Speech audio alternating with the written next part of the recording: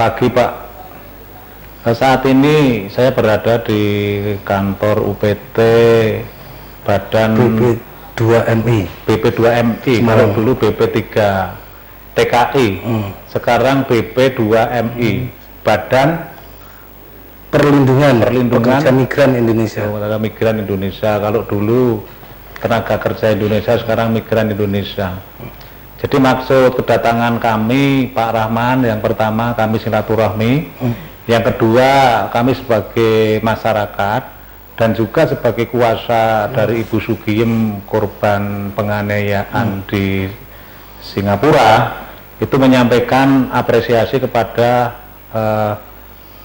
BP2MI, khususnya UPT Jawa Tengah. Ya. Karena dengan kemarin yang berita saya share, saya tanpa konfirmasi panjenengan sudah menugaskan anak buah panjenengan untuk mendatangi korban. Dan atas saran dari BP2MI, hari ini korban sudah kami antarkan ke Rumah Sakit Karyadi tadi pagi, dan ini di klinik mata untuk menjalani pemeriksaan. Mohon Bapak bisa menjelaskan tentang peristiwa ini bagaimana, kemudian bagaimana agar tenaga kerja yang mau berangkat bekerja di luar negeri itu tidak mengalami kejadian-kejadian yang tidak kita inginkan seperti ini. Baik, matur nuwun Pak Rianto. Memang kami kemarin sudah mencoba memverifikasi, mengidentifikasi apa-apa yang diderita Bu Sugiem di Sukolilo ya, daerah Sukolilo Pati. Memang saya melihat dari foto-foto yang ada itu ada mengalami kekerasan. Yang mau saya sampaikan begini, ini kan baru awal. Tadi pagi saya sudah mencoba untuk menghubungi kawan-kawan di Kedutaan Singapura dan direspon dengan baik.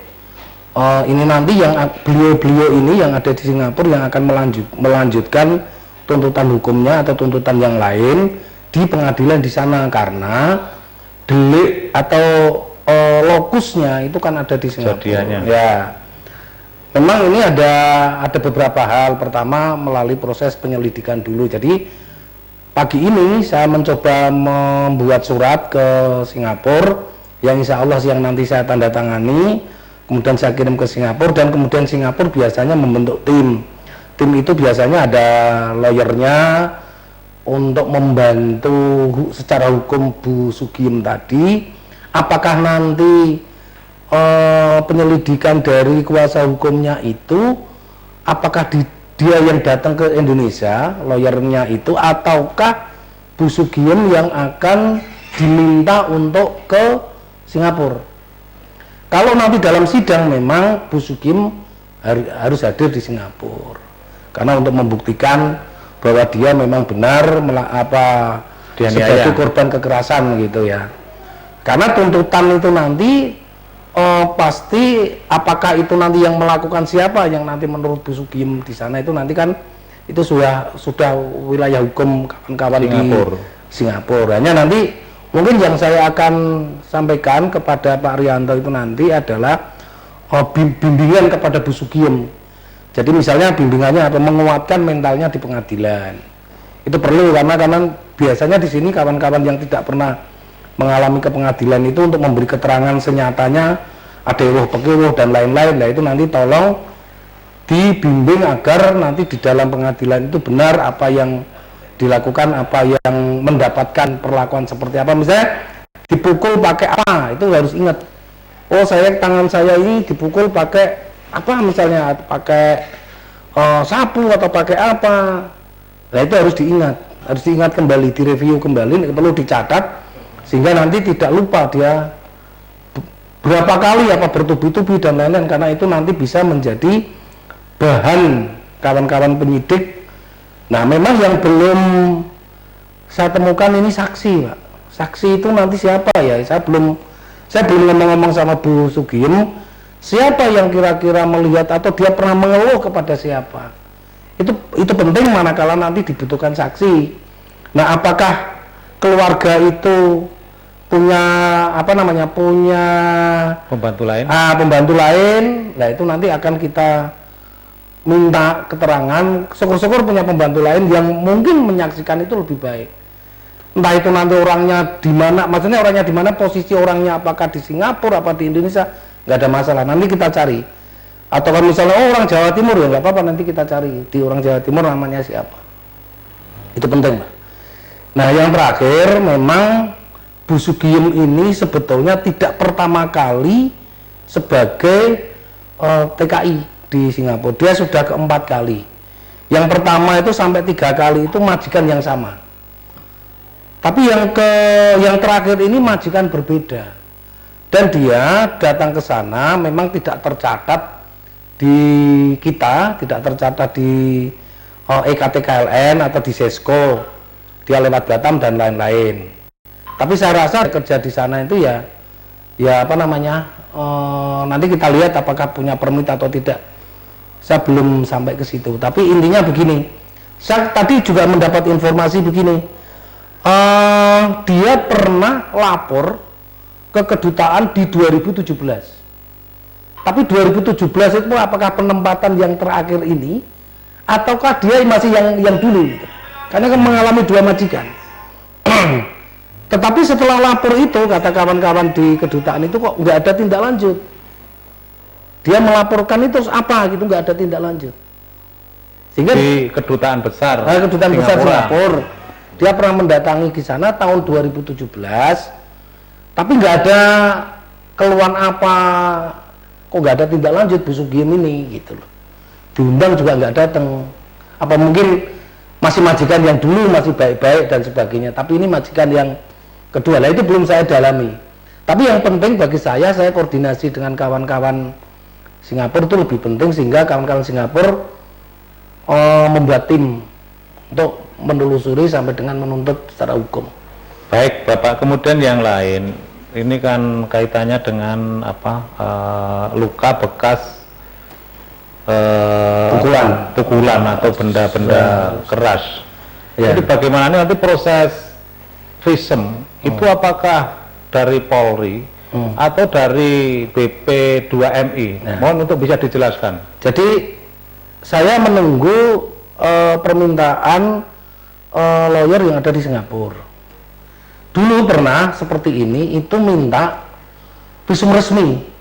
Visum resmi itu artinya saya membuat surat, tapi biasanya visum resmi itu dikeluarkan oleh Polri, kalau yang meninggal. Yang minta Polri.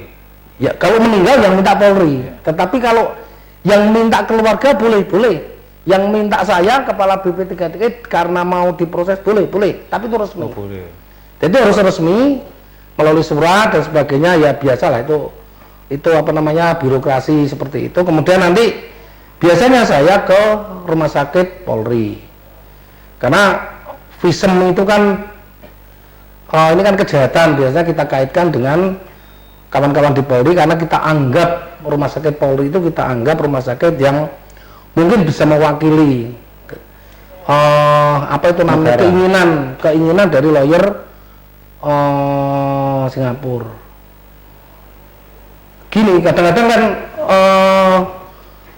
sebabnya visum itu kan tidak hanya dia mengalami, tapi apa disebabkan karena apa, itu biasanya lebih lengkap dari teman-teman di Bukan maksud saya apakah sistem hukum di Singapura itu untuk hal-hal seperti ini, artinya ini kan kasus spesifik ya. Ya, ini apakah ini kekerasan sebenarnya nggak spesifik Mas, ini kekerasan biasa saja sebetulnya. Pengertian biasa ini bisa dialami siapapun. Hanya kebetulan ini kan tenaga kerja kita. Ya. Lah apakah permintaan visumnya itu nanti yang diperlukan oleh hukum di Singapura ya, itu dari Polri atau bisa dari BP? Biasanya dari kita. Ya. Dari kita saya minta ke rumah sakit Bayangkara untuk memvisum, kemudian hasil visum itu nanti kita sampaikan ke kawan-kawan di kedutaan, kawan-kawan disampaikan ke lawyernya. Nah, tapi bisa jadi nanti ketika mau sidang, ya itu kan ketika mau sidang itu nanti bisa divisum ulang di Singapura. Oh, visum. Ya, visum ulang di Singapura yang mungkin lebih dipercaya kawan-kawan kehakiman di sana, saya tidak tahu persis, tapi bisa jadi nanti kita visumkan ulang di Singapura dan itu biasanya dibiayai oleh mereka. Mereka itu artinya pemerintah. Kedutaan. Oh, kedutaan. Kedutaan. Nah.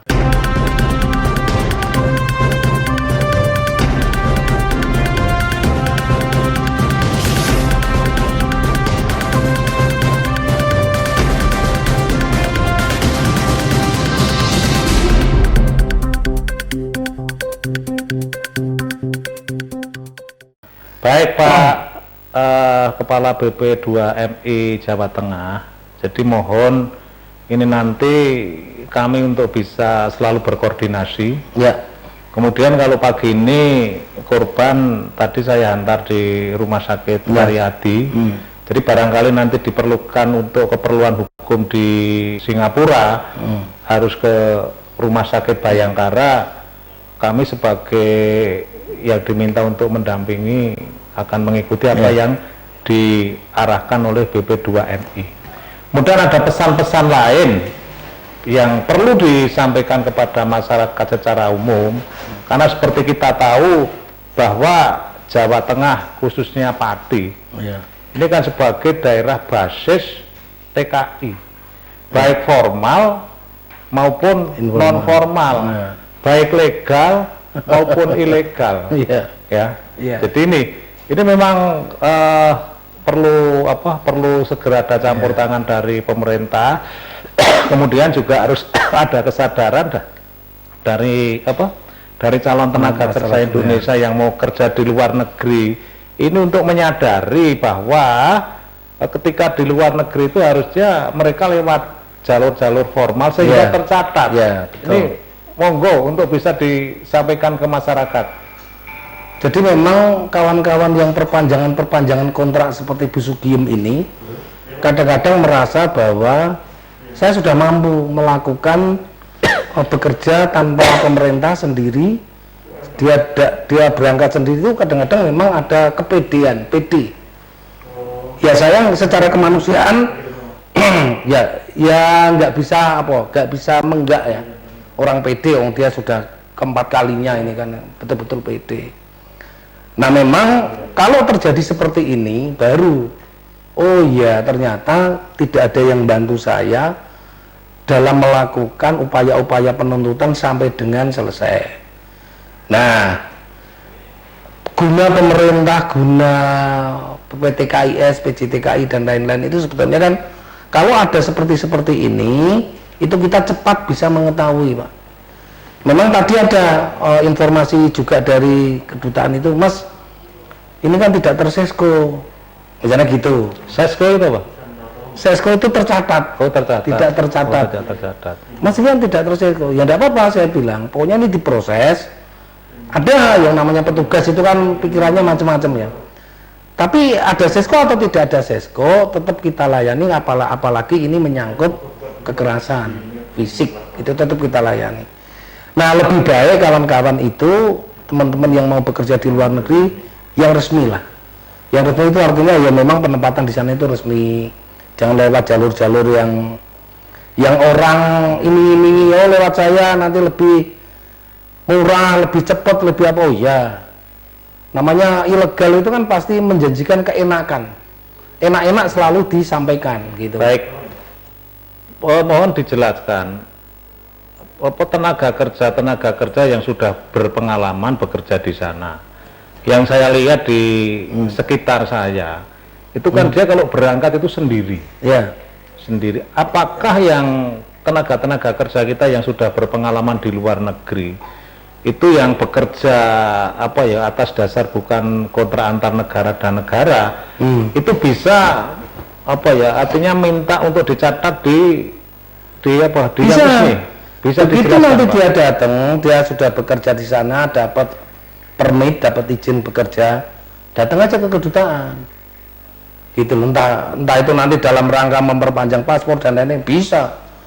Itu Jadi bisa memungkinkan itu enggak, ya? memungkinkan. Memungkinkan. Tapi lebih baik dari awal.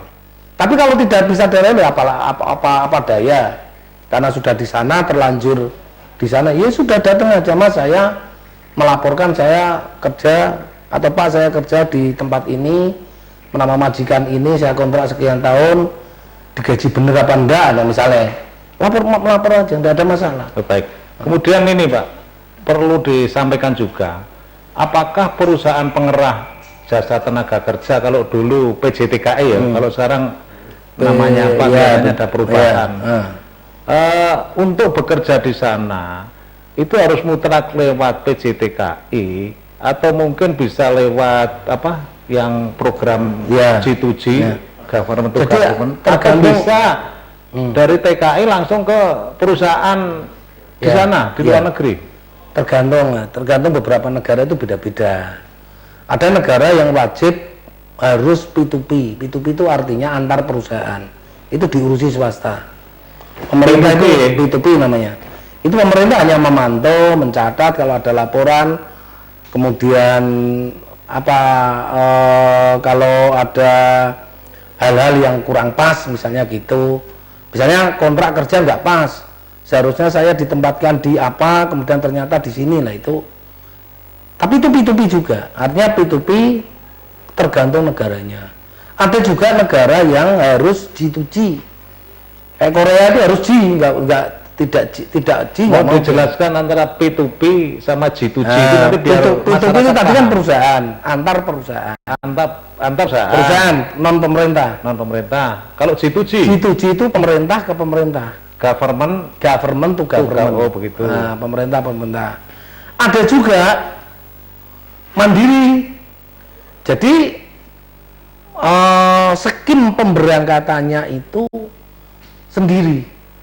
Jadi misalnya pemerintah menginformasikan ada negara ini pekerjaan ini, tapi caranya gimana? Caranya lengkapi ini tapi nanti online sendiri. Jadi ini yang kita kembangkan sesungguhnya. Yang kita kembangkan itu kalau bisa orang itu bisa pemberangkatan mandiri, tapi tercatat. Mandiri Tapi tercatat. Iya, karena ketika mau berangkat dia harus mencatatkan diri. Janjinya fungsi negara itu kan nyatet aja nih. Hanya nyatet kan sebenarnya. Mau negara kabupaten, mau negara provinsi, mau negara pusat, itu fungsinya apa? Mencatat. Jadi semuanya turun Mencatat. kepada calon tenaga Benar kerja bahwa itu. orang ini berangkat ke negara itu bekerjanya di sektor ini. Karena orang berangkat ke luar negeri itu kan pertama harus diketahui apa keperluannya, Pak. Jadi kalau nggak keperluan kerja, keperluan apa? Oh, keperluan belajar. Kalau nggak belajar apa? Oh, cuma rekreasi, berarti cuma sekian bulan atau sekian waktu lah. Itu cuma rekreasi atau ziarah misalnya, kalau ke Arab Saudi misalnya, oh ziarah cuma sekian waktu. Jadi pemerintah itu mencatat kepastiannya ini sebetulnya. Catatan itu keberangkatan orang berangkat itu mau apa? Kemudian di mana? Ya, di mana, sama hak-haknya apa? Layak nggak haknya itu? Misalnya orang bekerja sudah jauh-jauh ke negeri sana, lihat tiba-tiba dipakai keperluan makan di sana ya habis. Lalu itu nanti pulang pakai duit apa? Akan menyusahkan diri sendiri lagi. Jadi kita itu akan akan memantau, akan memberikan informasi yang baik. Itu tugas pemerintah, memberi informasi yang baik, yang kira-kira sesuai pembukaan undang-undang itu kan pekerjaan yang layak. Sesuai dengan Undang-Undang 45 itu kan harus memberi informasi tentang pekerjaan yang layak itu ya termasuk gaji, termasuk upaya, termasuk fasilitasnya dan lain-lain. Ya, 27. Yang 27 itu layak intinya. Jadi ini orang layak kok dilakoni, ya itu menyengsarakan diri. Baik. Kemudian yang lain Pak Kepala UPT BP2MI. Apakah dari BP2MI ada program-program untuk meningkatkan SDM dari calon tenaga kerja kita yang mau bekerja ke luar negeri? Memang Mas, salah satu pekerjaan BP2MI itu adalah meningkatkan kualitas. Jadi ada memang ada program itu ya. Tidak hanya program, itu amanah. Amanah di dalam undang-undang itu selain yang macam-macam lah gitu, tapi ada satu inti adalah menaikkan kualitas calon tenaga kerja, calon pekerja migran. Inti amanahnya itu sebenarnya di situ. Nah, apakah inti amanah itu akan dilakukan siapa? Tapi minimal itu ada koordinasi. Jadi misalnya yang punya dana siapa? Oh, yang punya dana Kementerian Pendidikan, ya kita akan menghubungi pemerintah pendidikan. Oh, ini loh orang yang mau bekerja betul. Dengan informasi tadi yang saya sampaikan, yang layak, pekerjaan yang layak, kemudian kita sampaikan, kita siapkan. Karena mungkin kan masyarakat itu nggak ngerti cara menyiapkannya harus seperti apa. Misalnya orang mau kerja di Jepang, ya apa sih cara menyiapkan nih? Nah, baru kita akan edukasi menyiapkannya seperti ini.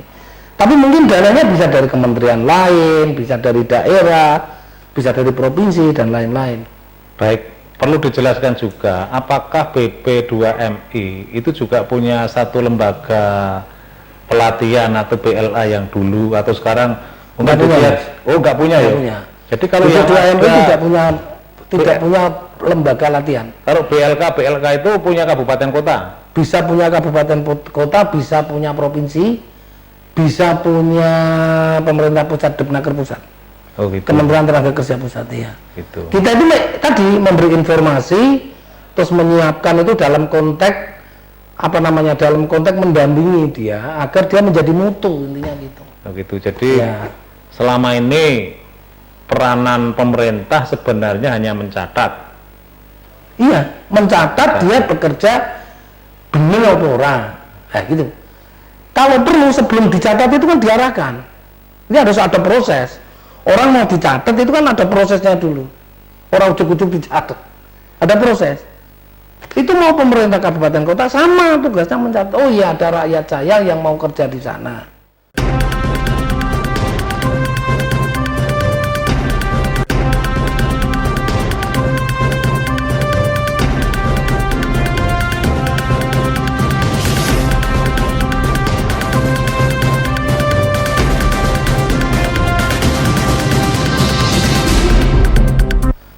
Kenapa kok sampai dicatat tadi? Sebetulnya memenuhi pasal 27 itu tadi, bekerja di pekerjaan yang layak. Sebenarnya intinya di situ, filosofinya di situ. Nah, kalau pekerjaan yang layak itu pemerintah aja nggak ngerti lah, piye aja. Terus rakyatnya gimana? Ya enggak lah. Ini makanya pemerintah harus peka betul, respon betul.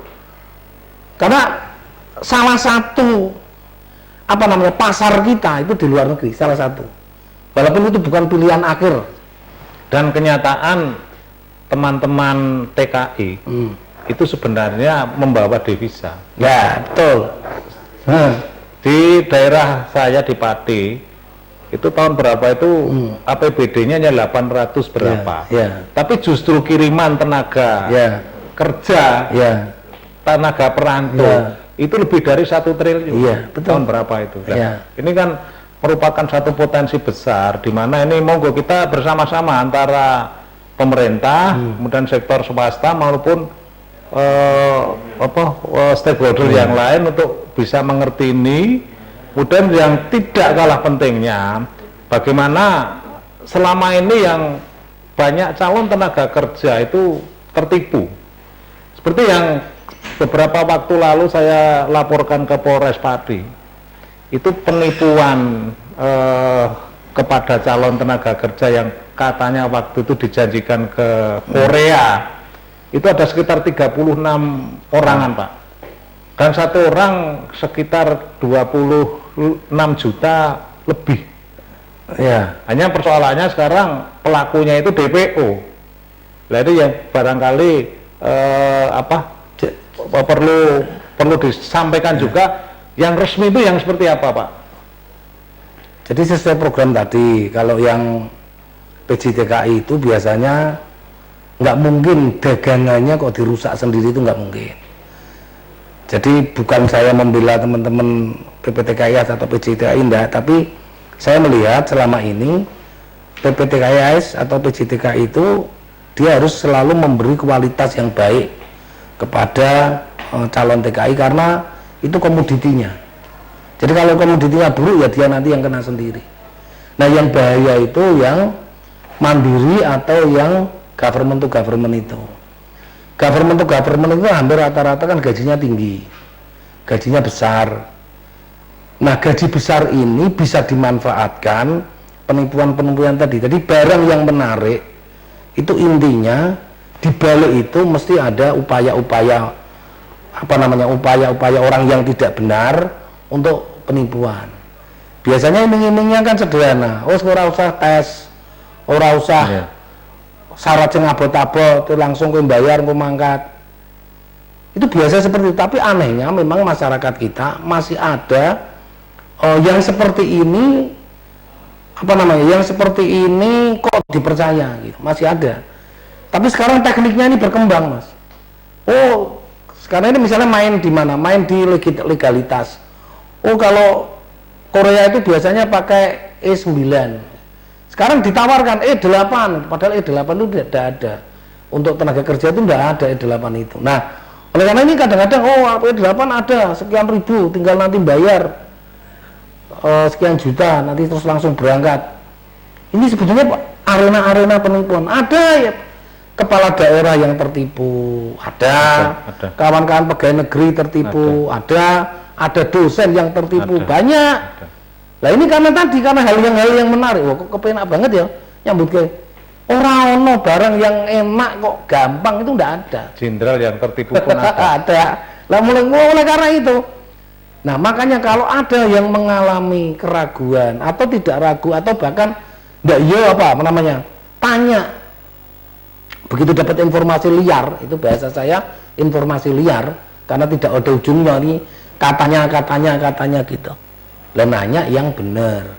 Yang benar siapa? Bisa dinas tenaga kerja, bisa kawan-kawan yang membidangi itu, bisa kawan-kawan swasta, LPK dan lain-lain, bisa BP3. LPK itu juga ada LPK, lembaga pelatihan swasta itu juga ada yang menipu juga, banyak.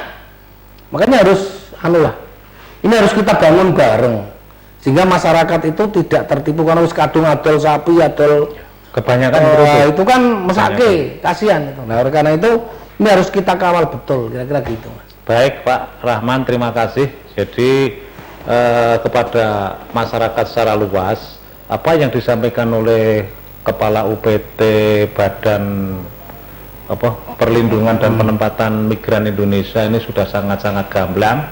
Bahkan tadi disampaikan ada kepala daerah pun yang tertipu, ada pegawai negeri pun yang tertipu, kemudian ada lagi dosen pun yang tertipu. Kemudian juga perlu masyarakat ketahui bahwa juga ada LPK yang menipu, juga ada LPKS pun yang menipu. Kita harus waspada.